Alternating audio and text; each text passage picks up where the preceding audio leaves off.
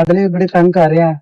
लाडलों से महफूज रखें लोगों के घरों को भी और चैनल्स को। मेरी जहाँ तक बात होती है, मुझे गालियां देते हैं, ठीक है, मैं मुस्कुरा रहा होता हूँ कि यार चलो कोई नहीं, खैर है, आगे से मुझे जवाब नहीं देना आता।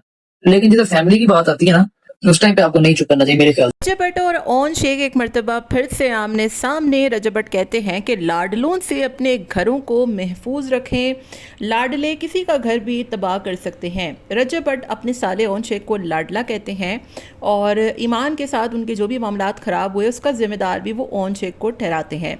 लाइव में भी उन्होंने बताया था कि ओन साहब अपनी कामयाबी के लिए अपनी बहन की कुर्बानी पहले ही दे चुके हैं। और अब एक इंटरव्यू करने वाले ने जब उनसे सवाल पूछा कि लाडले बहुत तंग करते हैं, तो उन्होंने कहा कि लाडलों से दूर रखें खुद को भी और अपने घरों को भी, क्योंकि वो घरों को बर्बाद कर सकते हैं। तो दूसरी तरफ ओन साहब ने भी कहा कि मैं खुद पर तो हर चीज़ बर्दाश्त कर सकता हूँ, लेकिन अपने घर वालों पर कोई चीज़ बर्दाश्त नहीं करूँगा। तो एक मरतबा फिर से सोशल मीडिया पर ईद ख़त्म होते ही एक नई जंग शुरू हो गई है और एक दूसरे पर तनकीद के तीर बरसाए जा रहे हैं। इस मरतबा ईमान की ईद पर कोई ख़ास वीडियोस वगैरह सामने नहीं आई और ना ही ओन साहब ने कोई ख़ास वीडियोस बनाई। ताहम इन दोनों की अब एक वॉइस रिकॉर्डिंग लीक हुई है, जिसमें पहले तो रजब भट्ट ओन को कह रहे हैं कि ओन से दूर रखें घर को भी खुद को भी, ये किसी का भी घर बर्बाद कर सकते हैं। रजब भट्ट अपने और ईमान के रिश्ते ख़राब होने का पूरा ज़िम्मा ओन साहब पर डालते हैं।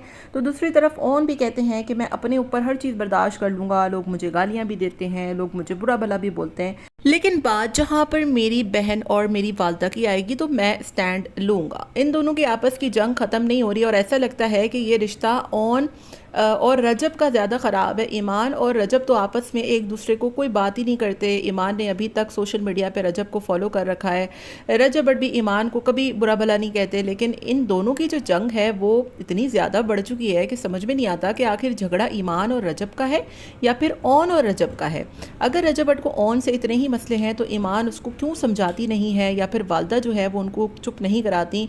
अगर ऐसा पहले ही हो जाता तो मामला इतना बिगड़ता ही नहीं, क्योंकि रजब और ईमान का खुद का आपस में तो कोई ऐसा इशू था ही नहीं, ना ही कोई इतना बड़ा झगड़ा था।